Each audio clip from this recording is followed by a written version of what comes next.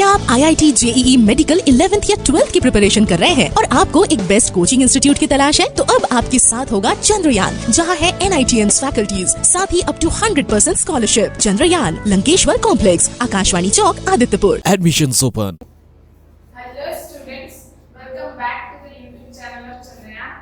My name is Momita और आज हम लोग शुरू करने वाले हैं sexual reproduction in flowering plant sexual reproduction in flower का part 2, ठीक है?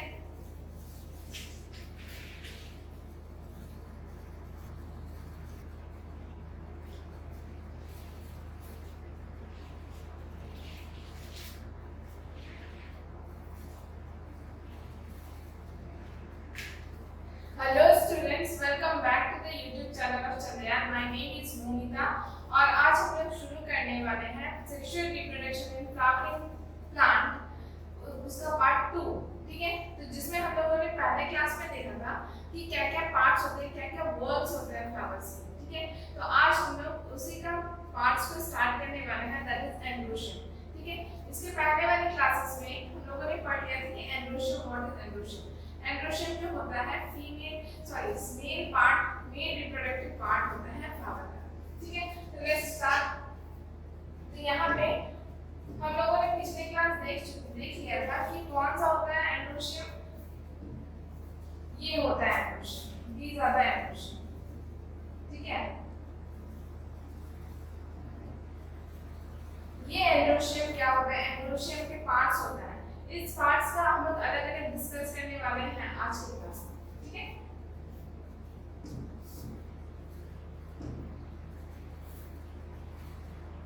सबसे पहले समझो कि androecium what is androecium. Androecium होता है it is the male reproductive organ of the flowering plant, ठीक है? क्या होता है? Male reproductive organ.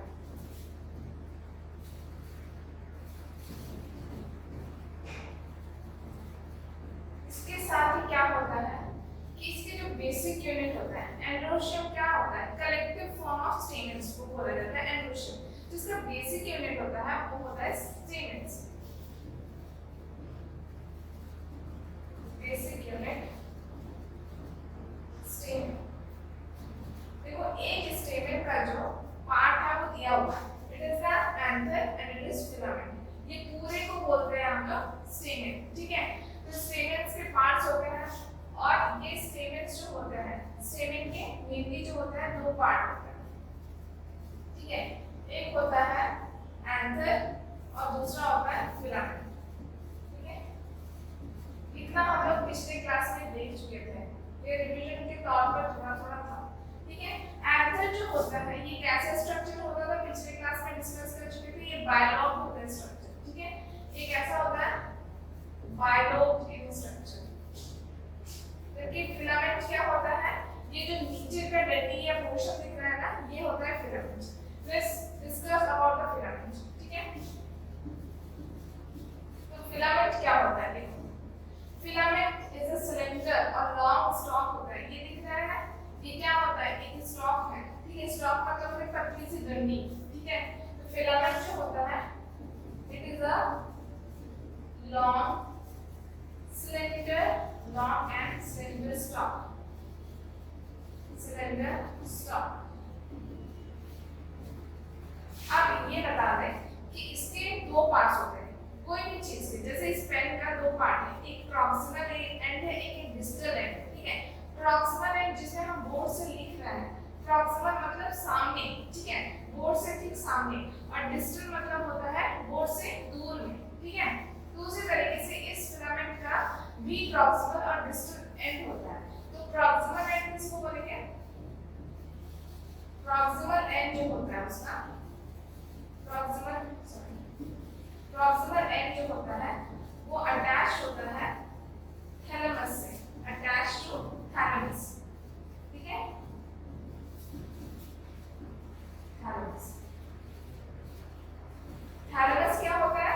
अब सोचो, जहां से वो सारा पार्ट, ये कप शेप का स्ट्रक्चर होता है, वो सारा चीज जहां से पंखुड़ियां निकलती हैं, ठीक है? हमारा male reproductive organ, female reproductive organ सब चीज निकलता है, वो चीज को बोलते हैं हम लोग थैलेमस। इस चीज को हम लोग कहेंगे थैलेमस। ठीक है,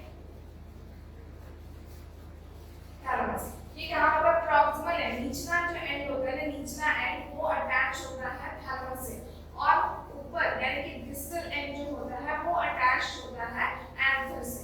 ठीक है, distal end attach with the anther.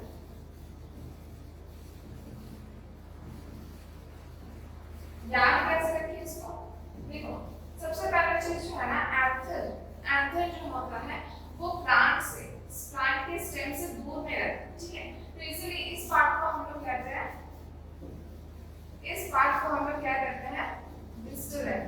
ठीक है, और जो नीचे एंड जो होता है जो थैलेमस से अटैच करता है उसको हम लोग बोलेंगे प्रॉक्सिमल एंड। ठीक है इतना।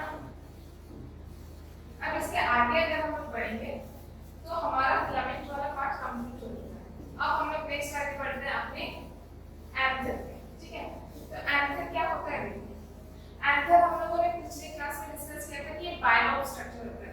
अगर लेट्स सपोज ये हमारा फिलामेंट है तो हम दो लोब लेते हैं, कुछ इस तरीके से दिखता है। ठीक है, और इसको पहले लिख लेते हैं, क्या होता है anther, it is the bilobe structure, bilobe structure. ठीक है, अब ये क्या होता है, देखो हर एक लोब के अंदर ना, हर एक लोब के अंदर दो पोलन सैक होता है। ठीक है, लेकिन ये मैच्योर अवस्था में जब रहता है ना तब इसको बोलेंगे पोलन सैक, जब ये इमैच्योर रहता है तब इसको बोलेंगे थीका। ठीक है, तो each lobe contain two theca. ठीक है, अब ये टू थीका कंटेन करता है तो इसको हम लोग कहेंगे बायथिकस, बायथिकस। ठीक है, बायथिकस या डायथिकस भी बोला जाता है, क्योंकि बाय या डाई का मतलब होता है दो, जिसमें दो थीका होता है उसको बोलेंगे बायथिकस या डायथिकस। क्लियर है। अब ये थीकस के अंदर जो क्या होता है पोलन ग्रेन्स रहता है, लेकिन जब मैच्योर कर अब मैच्योर नहीं हुआ, अभी इमैच्योर है, इसलिए हमने इसको डायथिकस या बायथिकस किया है। ठीक है, थीका का दो और नाम होता है, थीका को हम लोग, थीका को हम लोग जब मैच्योर हो जाता है तब हम लोग कहते हैं पोलन सैक। ठीक है, पोलन सैक हो गया। अगर मैच्योर नहीं हुआ है तो हम लोग इसको बोलेंगे माइक्रोस्पोरेंजिया, स्पोरेंजिया।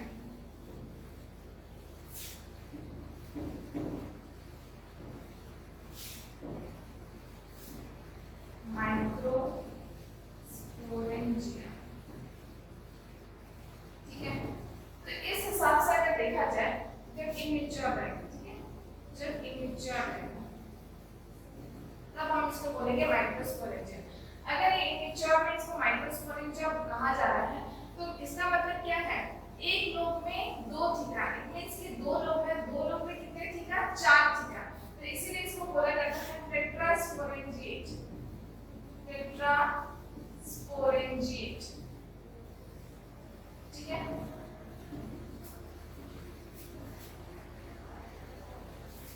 टेट्रास्पोरेंजिएट क्यों कह रहे हैं, क्योंकि इसमें चार थीका प्रेजेंट होते हैं, four theca present at four different corners,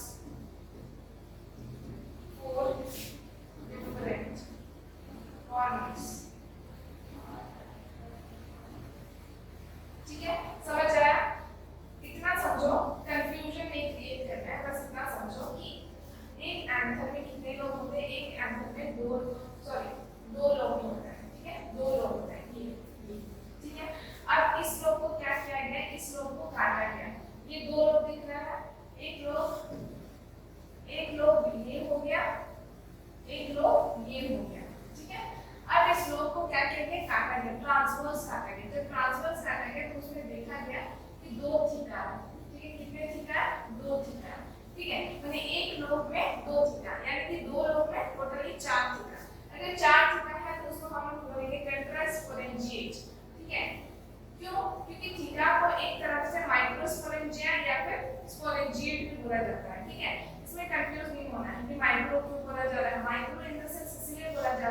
क्योंकि मेल गैमेट जो होता है as compare to female gamete के हिसाब से बहुत छोटा होता है, ठीक है। तो जहाँ पे माइक्रो लगता है ना वहाँ पे हमेशा याद रखना वहाँ पे मेल गैमेट का बात किया जा रहा है, ठीक है, मेल गैमेट का बात हो रहा है। मेल गैमेट का जब बात किया जा रहा है वहाँ माइक्रो लगेगा, ठीक है। और स्पोरेंजिया इसलिए क्योंकि वो मेल गैमेट्स को संभाल के रखता है, इसीलिए स्पोरेंजिया, क्लियर है। तो इस हिसाब से थीका को टेट्रास्पोरेंजिएट बोला गया, क्यों? क्योंकि 4 थीका प्रेजेंट होता है 4 different corners of the anther, clear है इतना। अब क्या हो रहा है देखो, अब यह बात को समझो।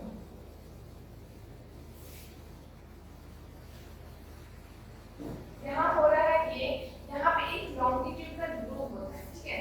नेक्स्ट पॉइंट अगर बात करें तो लॉन्गिट्यूडनल ग्रुप होता है, ठीक है, लॉन्गिट्यूडनल ग्रुप। ये लॉन्गिट्यूडनल ग्रुप क्या करता है, हमारे दो फाइलम को अलग अलग करता है, ठीक है, इस तरीके से मतलब क्या करता है, एक लोब होता है, ये देखना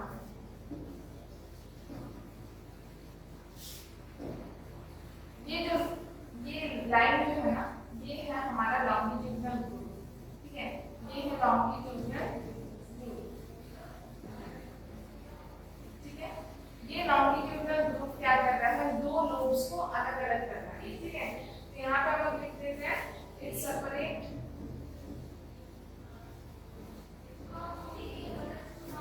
थीका, सॉरी टू लोब, मतलब वो दो लोग को डिस्टिंग्विश करने में मदद करती है। यहाँ पे ग्रुप का मतलब होता है एक गड्ढा जैसा, ठीक है, एक गड्ढा ऐसा बन रहा है कि हम लोग को दो लोग अलग अलग हो सके, ऐसा दिखता है, ठीक है। अब ये हमारा एंथर वाला पार्ट हो चुका है कंप्लीट। अब इसके आगे हम लोग चलते हैं, ठीक है। नेक्स्ट हम लोग बात करते हैं कि एंथर का लेयर्स के बारे में, एंथर के वॉल्स के बारे में, कि एंथर के कितने वॉल्स होते हैं, ठीक है। एंथर के मेनली जो होते हैं 4 वॉल्स होते हैं, ठीक है। फर्स्ट अगर देखेंगे तो हम लोग बोलेंगे एपिडर्मिस, पहला नाम है एपिडर्मिस, ठीक है। Second is the endothecium, endothecium. Third one is the middle layer, middle layer. Fourth one is the epiderm, epiderm, ठीक है, क्लियर है। ये 4 लेयर्स होते हैं ना, एपिडर्म में सही में एक चुकी है,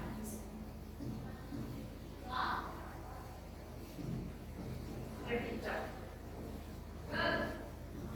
ठीक है। तो ये 4 लेयर्स होते हैं जिससे एंथर के वॉल घिरे हुए रहते हैं, मतलब 4 तरह का प्रोटेक्टिव लेयर से घिरा हुआ रहता है। अब हम लोग देख लेते हैं कि इन चारों वॉल्स के क्या क्या फंक्शन होते हैं। मेनली इनका फंक्शन प्रोटेक्टिव होता है, प्रोटेक्शन देने का काम होता है, पर इनमें से भी कुछ चीज ऐसा होता है जिसका काम होता है पोलन ग्रेन को बाहर निकालना, डीहेसेंस करना, मतलब पोलन सेल को फाड़ देना, ठीक है। तो ये क्या क्या होता है उसको देखते हैं, एक एक करके डिस्कस करते हैं सबके बारे में। एपिडर्मिस, सबसे पहले बात करें तो एपिडर्मिस, ये एपिडर्मिस क्या होता है, यहाँ फिगर में अगर देखा जाए सबसे आउटर मोस्ट लेयर जो होता है ना वो है एपिडर्मिस। ये वाला पार्ट जो है ना, ये वाला जो पार्ट होता है ना सबसे आउटर मोस्ट लेयर जो होता है वो होता है एपिडर्मिस, ठीक है। तो एपिडर्मिस क्या होता है, outer most covering of the, outer most covering of the anther, ठीक है। सिंगल लेयर होता है, सिंगल सेल लेयर, एक सेल का बना हुआ रहता है, ठीक है, एक सेल का लेयर बना हुआ रहता है। यहाँ पे क्लियरली विजिबल कि यहाँ पे जो भी एक लेयर का दिख रहा है ना, एक लेयर जो बना हुआ है वो है एपिडर्मिस, ठीक है, एक लेयर का बना हुआ है हमारा एपिडर्मिस, ठीक है। यहाँ पे देखो, तो ये क्या करता है, it is protective in function, जैसा फंक्शन इसका प्रोटेक्शन देने का काम करता है, it is protective in function.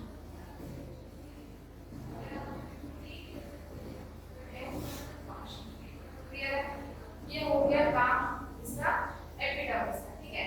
Next उसके ठीक नीचे का लेयर का बात करें तो वो होता है एंडोथीशियम, ठीक है। नीचे का लेयर का बात करें तो वो होता है एंडोथीशियम। एंडोथीशियम क्या करता है अभी। नेक्स्ट है एंडोथीशियम। ये एंडोथीशियम क्या करता है, एंडोथीशियम जो होता है ना वो ठीक एपिडर्मिस के नीचे रहता है, ठीक है। ये भी सिंगल सेल लेयर होता है, सिंगल लेयर सेल से घिरा हुआ रहता है, क्लियर है। तो ये क्या करता है, it is present behind the epidermis, epidermis, epidermis से ठीक नीचे होता है, ठीक है। नेक्स्ट बात करें, एपिडर्मिस के ठीक नीचे होता है तो इसका भी काम क्या होता है, प्रोटेक्टिव फंक्शन होता है, प्रोटेक्टिव फंक्शन।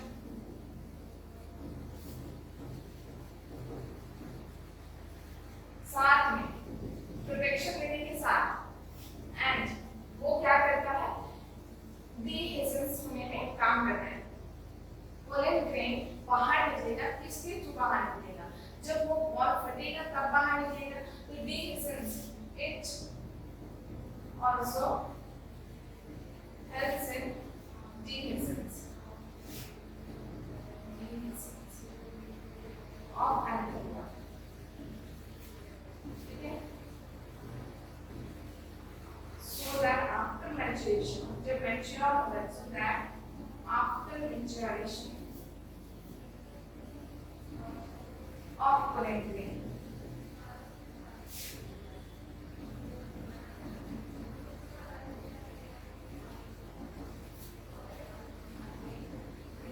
out, ठीक है। जैसे वो फट गया तो क्या होगा, पोलन ग्रेन बाहर निकल जाएगा और फटने के बाद अगर बाहर निकला इट मींस कि वो दूसरी जगह ट्रांसफर हो जाएगा, क्लियर है। ये काम हो गया एंडोथीशियम का। नेक्स्ट अगर बात करें तो हमारा होता है मिडिल लेयर, ठीक है। नेक्स्ट होता है मिडिल लेयर। तो ये मिडिल लेयर क्या करता है, ठीक है, middle layer, third is the middle layer. Next is middle layer. अब ये मिडिल लेयर में क्या काम होता है, मिडिल लेयर जो होता है 2 to 3 सेल लेयर, ठीक होता है, ठीक है। और क्या काम होता है, ये भी प्रोटेक्टिव फंक्शन होता है, ठीक है, प्रोवाइड करता है प्रोटेक्शन, यही होता है मिडिल लेयर का काम। लेकिन जैसे ये मैच्योर हो जाता है ना, कौन मैच्योर होगा, after maturation, after maturation of pollen grain, middle layer degenerate हो जाता है, middle layer degenerates।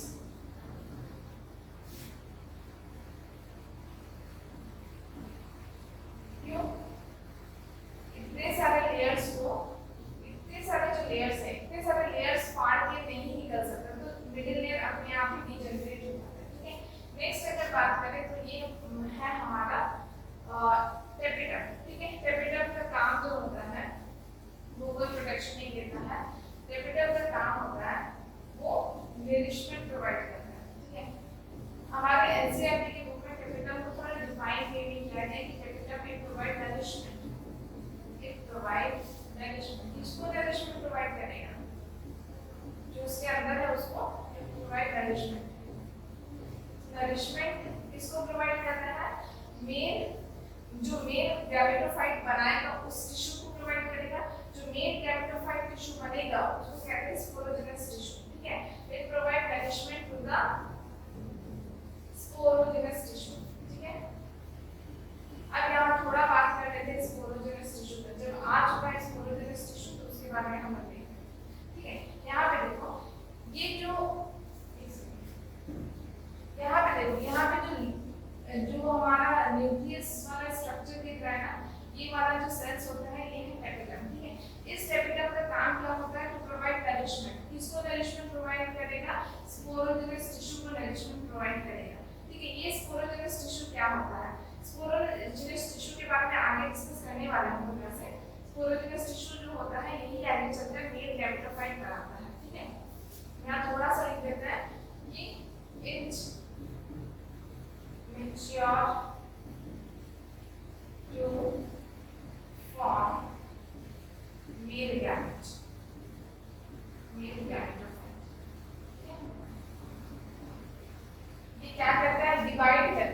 मैच्योर बन गए, डिवाइड करेगा मैच्योर होगा तो क्या बनेगा, मेल गैमेटोफाइट बनाएगा। क्लियर है? अब थोड़ा इस बारे में डिस्कस कर लेते हैं। ये कैपिटल जो होता है, कैपिटल ये मल्टीन्यूक्लिएटेड हो सकता है, ठीक है, इसमें डेंस साइटोप्लाज्म होता है और डीएनए का कंटेंट इसमें बहुत ज्यादा हाई होता है। डीएनए का कंटेंट कैसा रहता है, डीएनए कंटेंट हाई होता है, ठीक है। ये हमारी एनसीईआरटी के बुक कहती है हमें ये सब, डीएनए कंटेंट हाई होता है। साइटोप्लाज्म कैसा होना चाहिए इसका, साइटोप्लाज्म डेंस होना चाहिए तभी तो इसको नरिशमेंट प्रोवाइड करेगा, ठीक है। दूसरा, डीएनए कंटेंट हाई होने के साथ न्यूक्लियस भी होता है, मल्टी न्यूक्लिएटेड भी होता है, ठीक है, मल्टी न्यूक्लिएटेड, ठीक है। ये हो गया हमारा कैपिटल के बारे में, ठीक है। चार लेयर देखें, एपिडर्मिस, एंडोथेलियम, मिडिल लेयर और कैपिटल। जो सबसे आउटर मोस्ट लेयर होता है वो क्या काम करता है, वो देता है प्रोटेक्शन। एंडोथेलियम जो होता है वो डिहीजन से हेल्प करता है एंथोमॉर्फ में। और दूसरा क्या होता है कि मिडिल लेयर क्या काम करता है, मिडिल लेयर खुद से डिजेनरेट हो जाता है और प्रोटेक्टिव फंक्शन होता है। कैपिटल क्या होता है, नरिशमेंट प्रोवाइड करता है किसको, स्पोरोजिनस टिश्यू, ठीक है। स्पोरोजिनस टिश्यू के बारे में आगे चलकर हम लोग अभी पढ़ने वाले हैं, ठीक है। ये हो गया चार वॉल्स के बारे में, ठीक है। अब देखिए यहाँ पे क्या होता है, नेक्स्ट यहाँ पे हम लोग बात करेंगे माइक्रोस्पोरेंजियम या फिर पोलन सैक, ठीक है।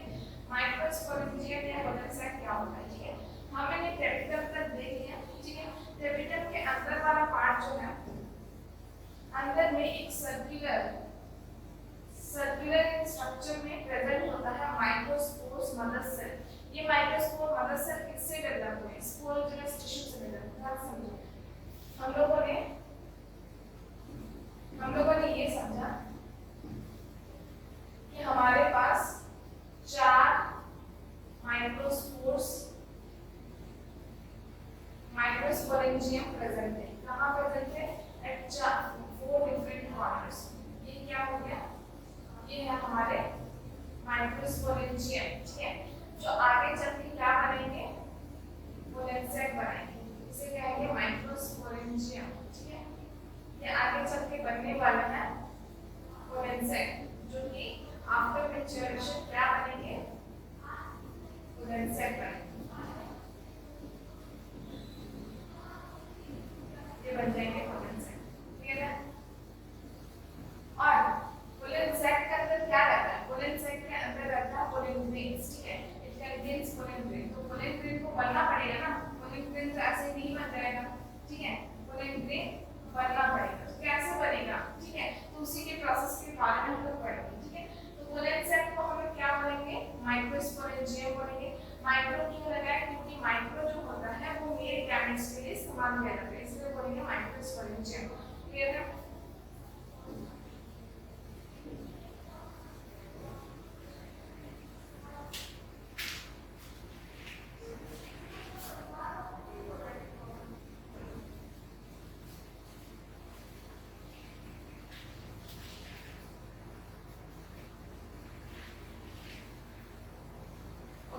माइक्रोस्पोरेंजियम अब डेवलप करेंगे, तो माइक्रोस्पोरेंजियम आफ्टर मैच्योरेशन क्या बन जाता था, पोलन सैक बन जाता है, ठीक है। तो माइक्रोस्पोरेंजियम यहाँ पर हम लोग थोड़ा देख लेते हैं क्या होता है, ठीक है। सबसे पहला चीज ये क्या हमारा सर्कुलर एक स्ट्रक्चर दिखाई दे रहा है, देखो यहाँ पे सर्कुलर स्ट्रक्चर दिखाई दे रहा है, ठीक है, ये सर्कुलर स्ट्रक्चर, ठीक है। सबसे पहला चीज ये समझो, ये कैपिटल दिखा रहा है, ठीक है। उसके अंदर देखो एक और छोटे छोटे स्ट्रक्चर्स होते हैं गोल गोल से, उसके हम लोग बोलते हैं माइक्रोस्पोरेंजियम, क्लियर है। तो ये क्या हो रहा है, ठीक है, it appears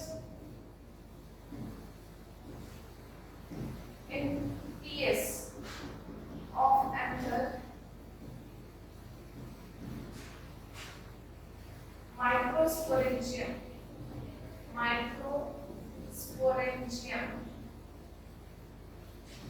appears circular in structure, circular in structure, ठीक है। अब इस माइक्रोस्पोरेंजियम में क्या प्रेजेंट होता है, इस माइक्रोस्पोरेंजियम के अंदर बहुत सारे numerous number of sporogenous cells present होते हैं, ठीक है। इन माइक्रोस्पोरेंजियम sporangium. Numerous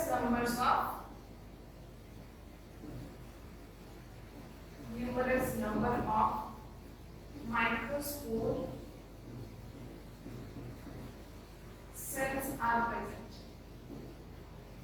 ठीक है, ये माइक्रोस्पोर्स सेल्स जो होते हैं यही एक दूसरे के साथ मिलकर माइक्रोस्पोर्स टिश्यू बनाते हैं.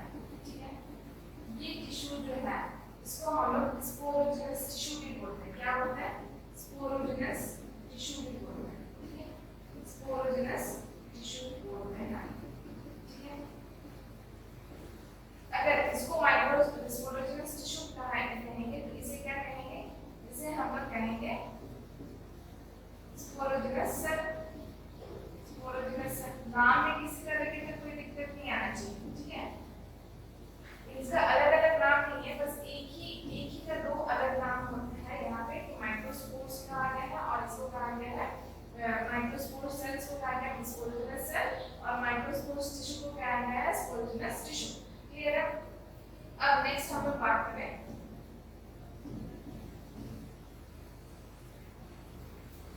नेक्स्ट आगे चलते हैं.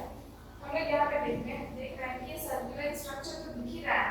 ठीक है, और हम लोग को ये भी पता है कि हर एक क्वाड्रेंट में प्रेजेंट होते हैं थीटा. थीटा के अंदर ये जो थीटा है ना, थीटा के अंदर होता है 4 लेयर्स ऑफ एंथेरोमर. ठीक है, 4 लेयर्स ऑफ एंथेरोमर के अंदर प्रेजेंट होता है हमारा sporogenous tissue.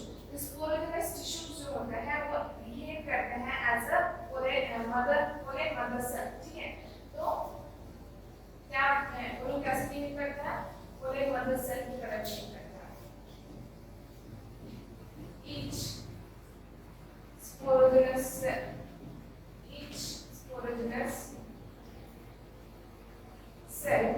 behaves as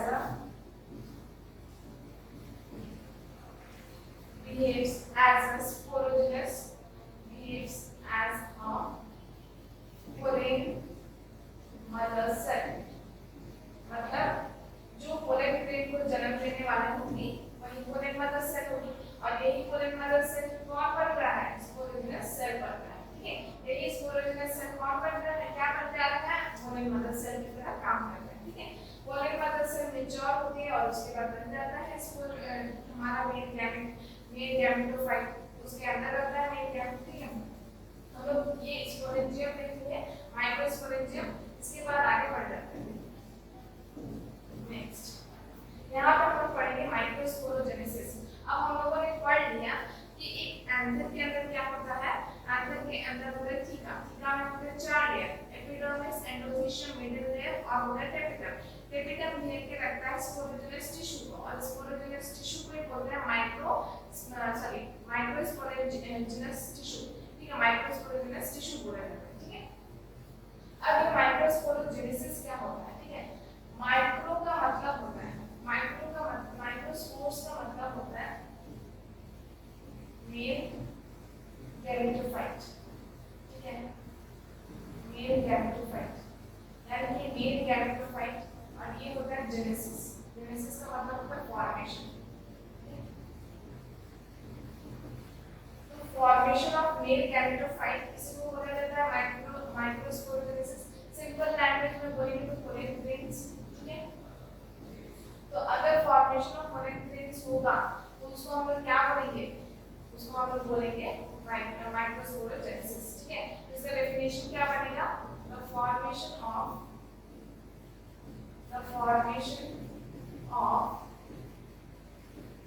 pollen grains or male gametophyte.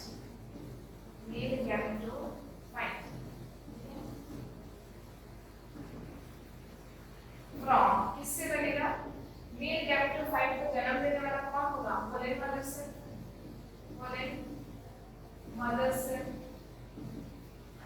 या इसको ये भी बोल सकते हैं माइक्रोस्पोर्स मदर सेल. ठीक है, माइक्रोस्पोर मदर सेल अगर पोलेन को जन्म देनी है तो उसको हम लोग बोलेंगे पीएमसी भी बोल सकते हैं, एमएमसी भी बोल. शॉर्ट फॉर्म में लिखेंगे तो पीएमसी और इसको बोलेंगे एमएमसी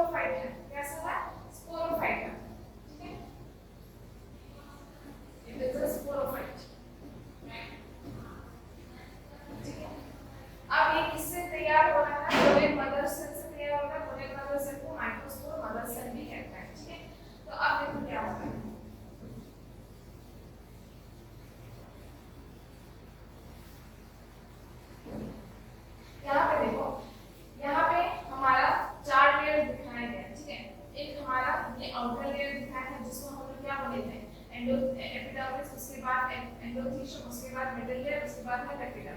टेपिटम के बाद होता है हमारा कोलेन मदर सेल, जिसको रेड कलर से इंडिकेट किया गया है, ठीक है, इंडिकेट किया गया है। और यहाँ जब वो डिवाइड करता है, डिवाइड करने के बाद क्या बन जाता है, छोटे छोटे कोलेन न्यूक्लियस बन जाता है, ठीक है। तो ये देखो डिवीजन यहाँ पे क्या, और इसके बारे में डिटेल से थोड़ा पढ़ना है, तो देखो शांति मन से एक बार देखो क्या होता है, ठीक है। तो यहाँ पे क्या हो रहा है कि जो कोलेन मदर सेल होती है ना, कोलेन मदर सेल के बारे में समझ में आएगा। तो कोलेन मदर सेल किससे बन रहा है, कोलेन मदर सेल बन रहा है स्पोरोजिनस टिश्यू से, ठीक है, स्पोरोजिनस टिश्यू से बन रहा है, ठीक है।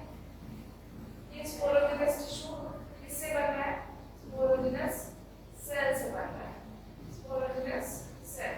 और ये एक सेल मतलब स्पोरोजिनस सेल के पास इतना एबिलिटी होता है, it has so much potential that each cell can be potential to form pollen. मतलब वो क्या डेवलप हो सकता है, हर एक सेल के पास इतना एबिलिटी होता है कि वो कोलेन में बदल जाए, कोलेन बन जाए, ठीक है। तो कोलेन बनना मतलब स्पोरोजिनस टिश्यू कन्वर्ट होगा कोलेन मदर सेल में, फिर उसके बाद डिवीजन चलेगा। अब ये डिवीजन क्या होता है,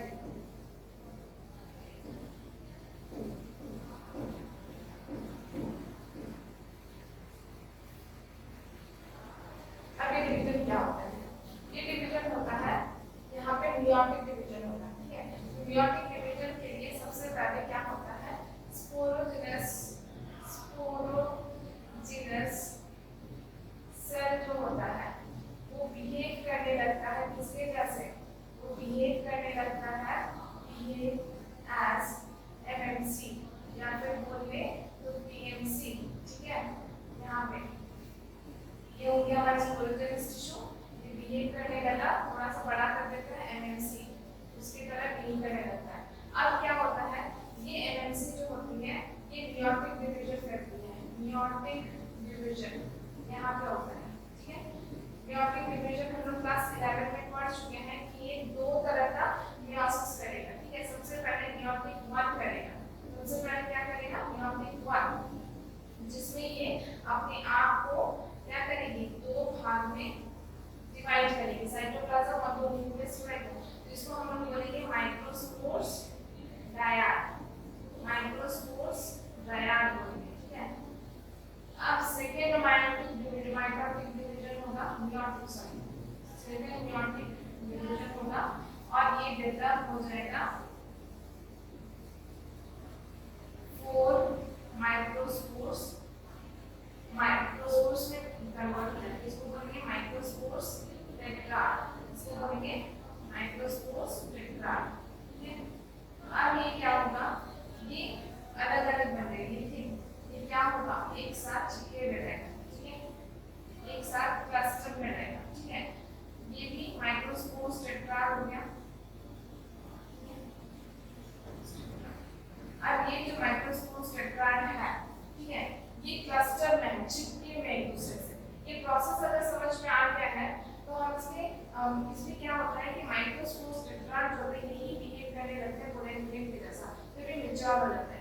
अब इतना तक यहाँ पे भी दिया हुआ है, इस प्रोसेस में भी दिया हुआ है कि एक मियोसिस होता है कोलेन मदर सेल में, ये है हमारा पीएमसी या एमएमसी जो भी बोलना है, उसमें क्या होता है, मियोसिस होता है, फिर उसके बाद चार सेल बना लेता है, ठीक है।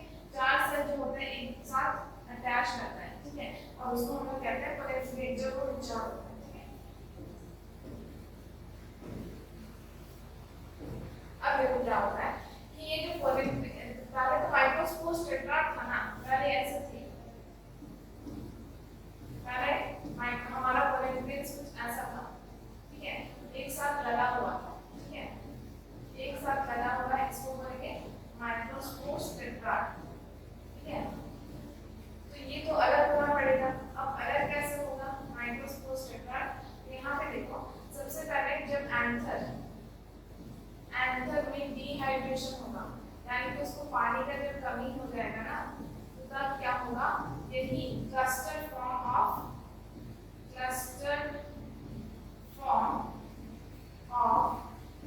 माइक्रोस्पोर्स टेट्राड, ये क्या होगा, टूट जाएगा, टेट्राड सेपरेटेड, सेपरेट हो जाएंगे, separated and behaves as a woolen grain, as a woolen grain. यहाँ पे जितने भी टेट्राड बने थे ना, woolen grain के टेट्राड बने थे, सभी के सभी फंक्शनल होते हैं। The all four microspores tetrad, microspores tetrad are functional। ठीक है, वो कैसे होता है? फंक्शनल होता है। ठीक है, इतना समझ में आ गया? यही होता है woolen grain फॉर्मेशन। ठीक है, इसी को कहते हैं माइक्रोस्पोरोजेनेसिस। ठीक है, एक लास्ट है woolen grain। ठीक है, woolen grain यहाँ पे तो डेवलप हो गया है, बन गया है। अभी क्या हुआ, जब हमारा when the anther matures, anther mature होता है ना, anther mature तो क्या होता है, हमारा एंडोथीशियम वर्क करता है और वो क्या करता है, डिहिजन्स कर देता है एंथर को। ठीक है, एंड एंडोथीशियम, इसके बारे में हम पढ़े, एंडोथीशियम डिहिजन्स द एंथर वॉल। ठीक है, एंथर वॉल को डिहिजन्स कर देगा एंड द woolen grains जो कि माइक्रोस्पोर टेट्राड थे, वो डिहाइड्रेशन के बाद woolen grain बनते हैं एंड एंथर वॉल, तो वो क्या हो गया, बाहर आउट हो जाएंगे। एंथर डिहिजन्स कर दिया एंथर वॉल को and moves out the woolen grain, the woolen grains are moves out।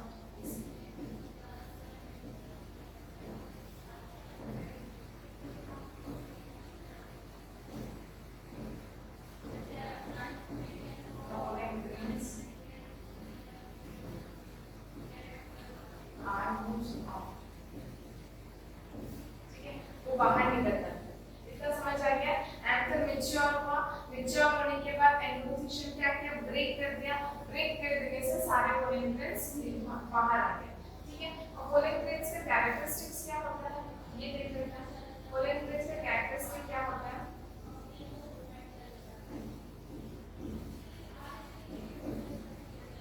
Characteristics.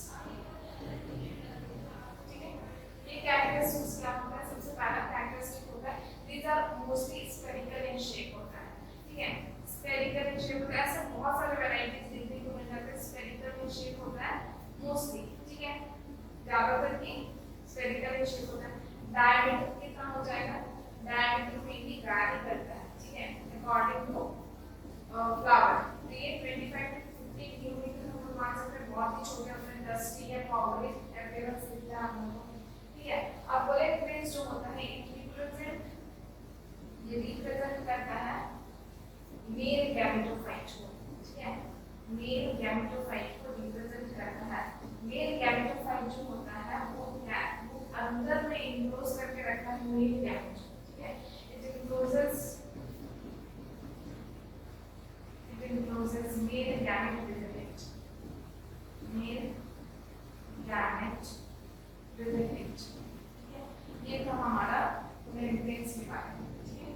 ये woolen grain अब तक तो इतना तक हम लोग पढ़े, इसके बारे में और थोड़ा डिटेल्स पढ़ना है, इसके बारे में नेक्स्ट क्लास पढ़ेंगे। तब तक बच्चों रिवाइज करके आना और इसका थोड़ा सा रिवीजन हम करवा देते हैं इसके आगे। ठीक है, क्या हो रहा है। ठीक है, आज के क्लास में हम लोगों ने टोटली देखा कि एंडोशियम जो होता है, क्या था, एंडोशियम में स्टेमेन्स बहुत ज्यादा मिल जाते हैं, बहुत सारे स्टेमेन्स होते हैं, तो उसके ग्रुप कलेक्शन को बोलते हैं हम लोग एंडोशियम। ठीक है, ये क्या होता है, ये होता है male gamete, male reproductive organ. Actually sorry, male gamete नहीं, मेल रिप्रोडक्टिव ऑर्गन होता है किसका, फ्लावर का।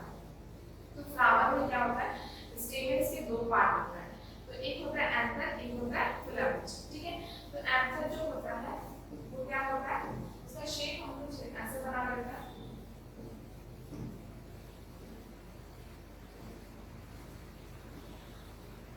ठीक है, ये होता है हमारा एंथर। ठीक है, इसका प्रॉक्सिमल एंड डिस्टल एंड होता है।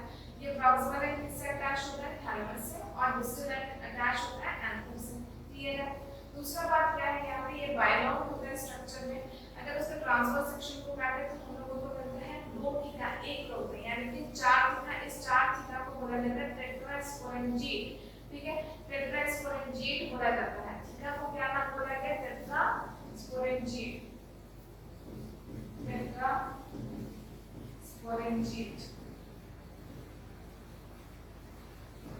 अब एंथर के कुछ वॉल्स होते हैं। क्या क्या वॉल होते हैं? 4 वॉल होते हैं। सबसे पहला एपिडर्मिस, एपिडर्मिस का काम होता है प्रोटेक्शन देना। एंडोथीलियम का काम होता है तोड़ के एंथोपॉन को, पोलेमिनेज को बाहर निकालना। तीसरा होता है मिडिल लेयर जो कि डीजेनरेट हो जाता है जब एंथो मैच्योर हो जाता है। और चौथा होता है टेपिटम। टेपिटम जो होता है नरिशमेंट देने का काम करता है। क्लियर है?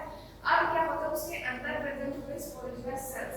स्पोरोजिनस सेल इसमें कह सकते हैं कि इसके अंदर थीका के अंदर होता है स्पोरोजिनस सेल, स्पोरोजिनस सेल, ठीक है। जब यही थीका मैच्योर हो जाता है तो एक्ट करता है पोलन सैक की तरह, ठीक है, पोलन सैक की तरह बोल सकते हैं हम लोग, ठीक है।